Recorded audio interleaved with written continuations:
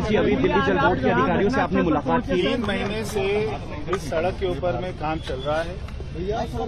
दोनों तरफ में 100 मीटर की दूरी पर बैरिकेडिंग की गई थी।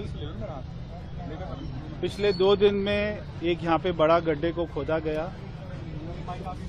यहाँ पे इस साइड की लेन में कोई भी ट्रैफिक की मूवमेंट नहीं थी। कल जो यहाँ पे घटना हुई है बहुत ही दुखद है। हमने दिल्ली जल बोर्ड की तरफ से एक इंक्वायरी के ऑर्डर किए हैं। हमने कमेटी बना दी है, उसमें joint director, deputy director level के अधिकारी उसमें हमने रखे हैं। 24 घंटे में उसकी रिपोर्ट आ जाएगी। मेरी मृतक के मित्र से बात हुई। कल रात को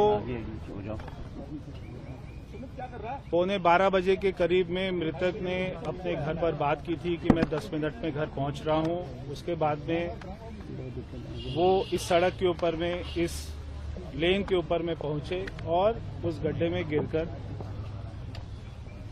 उनके परिवारजनों ने रात को ही पुलिस से संपर्क किया।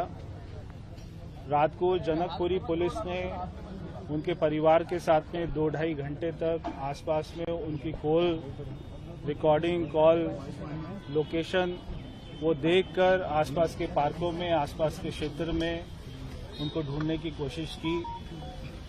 जो भी हुआ बहुत ही दुखद है।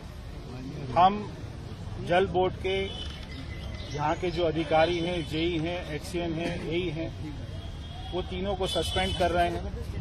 जो कंपनी यहाँ पे काम कर रही थी, हम वो कंपनी के ऊपर में भी कड़ी से कड़ी कार्रवाई करेंगे।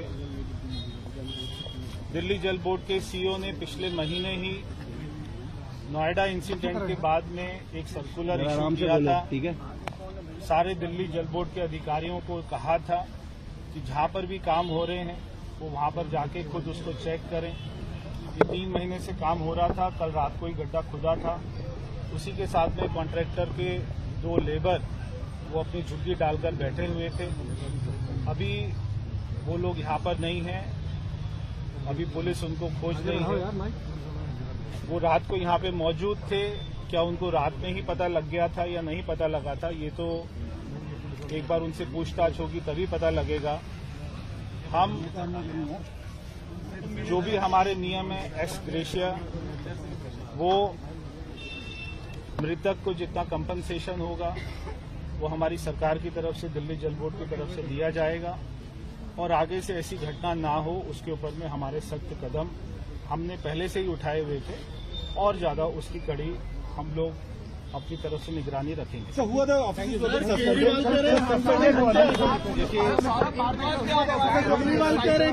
नीचे जेई, एई और एक्सीएन तीनों अधिकारियों की ये ड्यूटी बनती थी कि जब यहाँ पे गड्ढा खोदा गया रात को, कल पूरा दिन में काम चला, क्योंकि उन्होंने 100 मीटर दूर में दूसरी तरफ, और आप भी आए होंगे तो आपने देखा होगा, सभी मीडिया ने देखा होगा कि इस वाली लेन के ऊपर में कोई भी ट्रैफिक मूवमेंट नहीं है। दोनों तरफ में बैरिकेडिंग की गई है, क्योंकि एक उसमें कोना ऐसा छूटा हुआ है जहाँ पे 2 व्हीलर की मूवमेंट और 2 व्हीलर वहाँ से घुस सकता है, क्योंकि अभी सड़क की एक ही लेन चल रही है, उसके ऊपर में ट्रैफिक रहता है। इसलिए कुछ लोग इस सड़क को उपयोग करते थे कि वो जल्दी से निकल जाएं। मैं इसमें मानता हूं कि अगर रात को ही पता लग जाता तो शायद कोई कार्रवाई हो सकती थी, मगर सुबह 7:30 बजे जब एक महिला अपने बच्चों को स्कूल छोड़ने के लिए आई तो उन्होंने वहां पर गड्ढे में झांक कर देखा, वो व्यक्ति वहां पर था।